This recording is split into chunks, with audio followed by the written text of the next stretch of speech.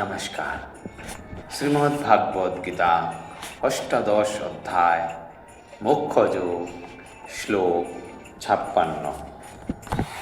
সর্বকর্মাণ্যপি সদা কুর্বাণো মদব্যপ্রস্রায় মৎপ্রসাদোদবাপ্নোতি শাশ্বতং পদমব্যয়ম।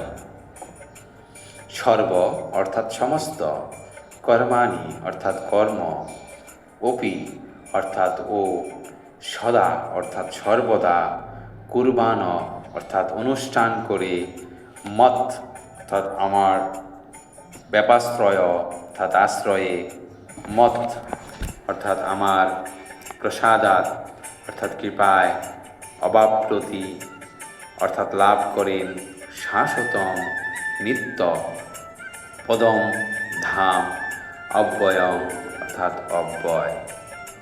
অনুবাদ: আমার শুদ্ধ ভক্ত সর্বদা সমস্ত কর্মে নিয়োজিত থেকেও আমার প্রসাদে নিত্য অব্যয় ধাম লাভ করে। তাৎপর্য: মদব্যপাশ্রয় অর্থে পরমেশ্বরের, ভগবানের আশ্রয়ে জড় কলুষ মুক্ত হবার জন্য শুদ্ধ ভক্ত পরমেশ্বর ভগবান বা তার প্রতিনিধি গুরুদেবের নির্দেশ অনুসারে কর্ম করেন। শুদ্ধ ভক্তের ভগবৎ সেবার জন্য কোনো সময়সীমা নেই।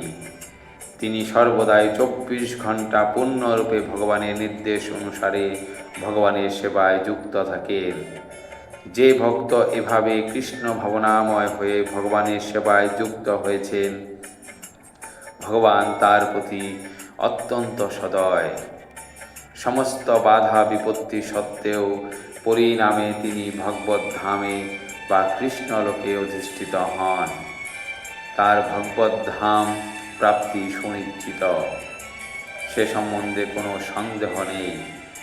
সেই পরম ধামে কোনো পরিবর্তন হয় না, সেখানে সব কিছুই নিত্য, অবিনশ্বর ও পূর্ণ জ্ঞানময়। শ্লোক 57। চেতসা সর্বকর্মাণি ময়ি সংন্যস্য মৎপর বুদ্ধি যোগ মুপাশ্রিত্য মচ্চিত্ত সততং ভব।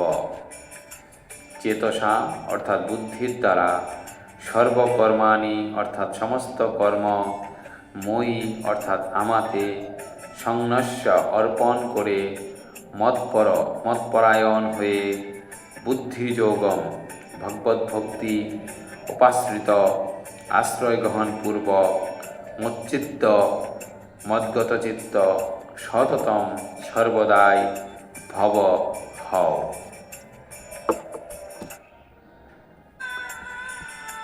অনুবাদ: তুমি বুদ্ধির দ্বারা সমস্ত কর্ম আমাতে অর্পণ করে এবং মৎপরায়ণ হয়ে ভগবত ভক্তির আশ্রয় গ্রহণ পূর্বক সর্বদাই মদ্গত চিত্ত হও।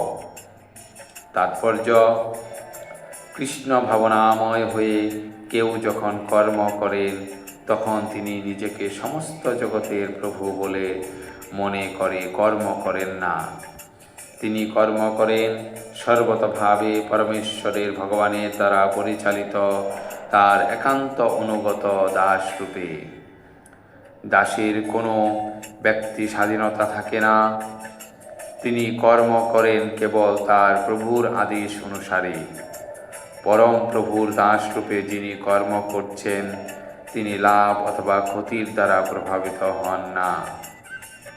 তিনি কেবল তার প্রভুর আদেশ অনুসারে বিশ্বস্ত ভৃত্যের মতো তার কর্তব্য পালন করে চলেন। কেউ হয়তো তর্ক উত্থাপন করে বলতে পারে যে শ্রীকৃষ্ণের ব্যক্তিগত তত্ত্বাবধানে অর্জুন কর্ম করছিলেন, কিন্তু শ্রীকৃষ্ণের অবর্তমানে কিভাবে কর্ম করা উচিত কেউ যদি এই গ্রন্থে বর্ণিত শ্রীকৃষ্ণের নির্দেশ অনুসারে অথবা শ্রীকৃষ্ণের প্রতিনিধির নির্দেশ অনুসারে কর্ম করে, তাহলে তার ফল একই হবে। এই শ্লোকে সংস্কৃত মৎপর শব্দটি অত্যন্ত গুরুত্বপূর্ণ। এটি সূচিত করছে যে শ্রীকৃষ্ণের সন্তুষ্টি বিধানের জন্য ভক্তিযুক্ত ভগবত সেবা ছাড়া জীবনের আর কোনো উদ্দেশ্য নেই এবং এভাবে কর্ম করার সময় একমাত্র শ্রীকৃষ্ণের চিন্তা করা উচিত। এই বিশেষ কাজটি করবার জন্য শ্রীকৃষ্ণ আমাকে নিযুক্ত করেছেন। এভাবে কাজ করলে স্বাভাবিকভাবেই শ্রীকৃষ্ণের কথা মনে হবে। এটি যথার্থ কৃষ্ণ ভাবনা। তবে আমাদের মনে রাখা উচিত যে খামখেয়ালির বশে স্বেচ্ছাকৃতভাবে কর্ম করে তার ফলটি শ্রীকৃষ্ণকে অর্পণ করা উচিত নয়।